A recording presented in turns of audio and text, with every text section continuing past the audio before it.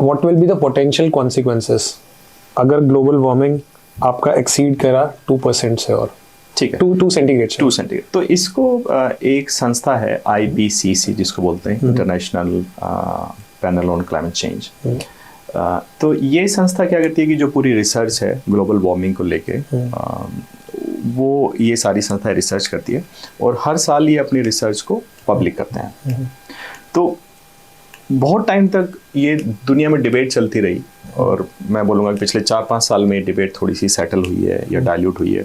उससे पहले बहुत सारे लोग थे वो ये मानने को तैयार नहीं थे कि ग्लोबल वार्मिंग जैसी कोई चीज़ हमारे साथ हो भी रही है। वो कहते थे कि नहीं, ये तो एक नेचुरल पैटर्न है। अब से 1000 साल पहले भी आइस एज था, फिर से आइस एज आएगा, पहले गर्मी थी। कुछ जो धार्मिक ग्रंथ हैं उनमें लिखा हुआ है कि पानी था, दोबारा पानी आएगा, मतलब बाढ़ आएगी, प्रलय आएगी, ये सारे। तो बहुत सारे इंटेलेक्चुअल पढ़े लिखे लोग भी, आज भी कुछ लोग ऐसे मिल जाएंगे, मुझे कुछ लोग मिल जाते हैं क्योंकि मैं इतना ट्रैवल करता हूँ, जो इस कंसेप्ट को ही मानने से इनकार कर देते हैं कि ग्लोबल वार्मिंग जैसी कोई चीज़ नहीं है। हाँ, लेकिन ज़्यादातर जो साइंटिफिक कम्युनिटी है उन्होंने मान लिया कि ग्लोबल वार्मिंग है।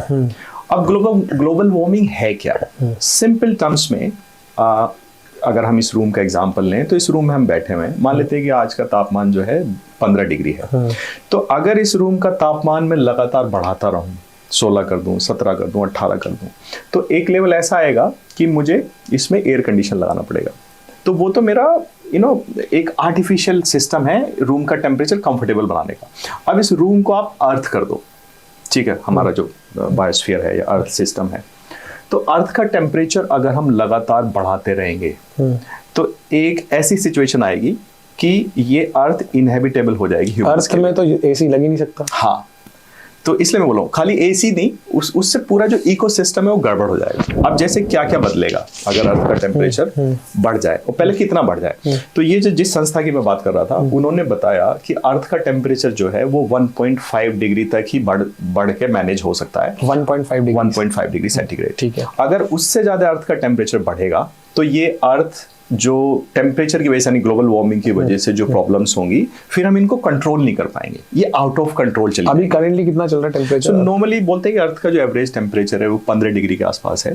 तो आप कह रहे हो 17 डिग्री तक पहुंच जाएगा तो फिर हाँ, तो 17 डिग्री के बाद चीज आउट ऑफ कंट्रोल हो जाएंगी। क्या हो सकता है? क्या हो, उस पर बात करते हैं। तो अगर आप थोड़ा सा जो करंट अफेयर्स या जो इस तरह के एक्सट्रीम वेदर इवेंट्स हैं उन पर आप ध्यान दो, तो पिछले 8-10 साल में बहुत सारे इवेंट ऐसे हुए हैं जो हिस्ट्री में पहले नहीं हुए थे।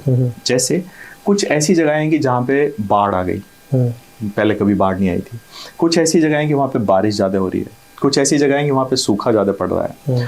और रियल लाइफ एग्जांपल्स अगर मैं आपको दूँ तो लंदन में 2 साल पहले 40.5 डिग्री टेम्परेचर था, मैं वहीं पे था उस दिन, ठीक है। तो लंदन 40 डिग्री टेम्परेचर के लिए डिजाइन नहीं हुआ है, उसमें कभी 40 डिग्री टेम्परेचर हुआ नहीं है हिस्ट्री में, ठीक है। तो इस तरह के इवेंट्स की फ्रीक्वेंसी बढ़ जाएगी, एग्रीकल्चर पैटर्न चेंज हो जाएंगे। जैसे आपको एक पर्टिकुलर क्रॉप है, वो एक जियो लोकेशन पे एक टेम्परेचर में लगाई जाती है। जैसे अभी नॉर्थ इंडिया में गेहूं लग रहा है, ठीक है, when winters are approaching you are saving wheat। तो अगर टेम्परेचर हमने बढ़ा दिया तो हमारी जो एग्रीकल्चर प्रोडक्टिविटी है वो इम्पैक्ट होगी। हमारे जो पैथोजेंस हैं, बैक्टीरियाज हैं, जो भी बायोडाइवर्सिटी है वो इम्पैक्ट होगी। तो एक तो ये वेदर इवेंट्स हैं जो डिस्टर्ब हो जाएंगे। उससे बड़ा जो इम्पैक्ट है ग्लोबल वार्मिंग का, ये सब तो होने स्टार्ट हुए हैं, लेकिन एक इम्पैक्ट जो हम ऑलरेडी फील कर रहे हैं और रिसर्च बेस्ड है कि जो हमारा सी का लेवल है वो इंक्रीज कर जाएगा, और वो हो रहा है।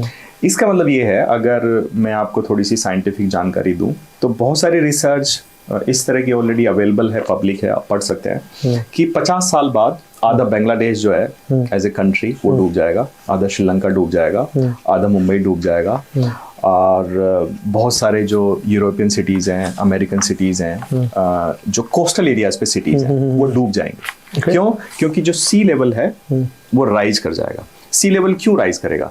क्योंकि जो ग्लेशियर्स हैं जहाँ पे आइस मेल्ट, वहाँ से आइस मेल्ट हो रही है, जहाँ पे आइस थी इतने टाइम से, थाउजेंड ऑफ ईयर से वहाँ आइस थी, तो आप अगर थोड़ी सी इसमें रिसर्च करोगे तो आपको ये डेटा मिल जाएगा। यस यस, मैंने सुना भी है इसके बारे में। आपको ग्लेशियर्स मेल्ट होंगे, वाटर विल सडनली, इमेजनरीज मिल जाएंगी, यू नो फोटोग्राफ्स मिल जाएंगे कि 10 साल पहले ये आइस थी, अभी ये खत्म हो गई। तो वो आइस मेल्ट होके राइट सी में जा रही है, क्योंकि पानी इवेंचुअली होगा तो सी में ही पहुंचेगा, ठीक है, किसी ना किसी तरीके से।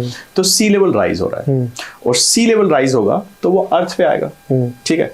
तो हमारे कोस्टल सिटी जो है वो डूबेंगे, सबसे पहले वहीं पे इम्पैक्ट आएगा। Not just you know extreme weather events, but also the sea level rise. तो पूरा जो हमारा इको मतलब एक बैलेंस है, हर चीज का एक टेम्परेचर है, उसकी एक लाइफ है, यू नो आप कहाँ रह रहे हो, वहां पे क्या लोकल इकोसिस्टम है, तो ये सब डिस्टर्ब हो जाएगा। ओके। अगर आपको ये क्लिप अच्छी लगी और आपको और ऐसे क्लिप्स देखने हैं, then do subscribe to the solo clips for more such clips.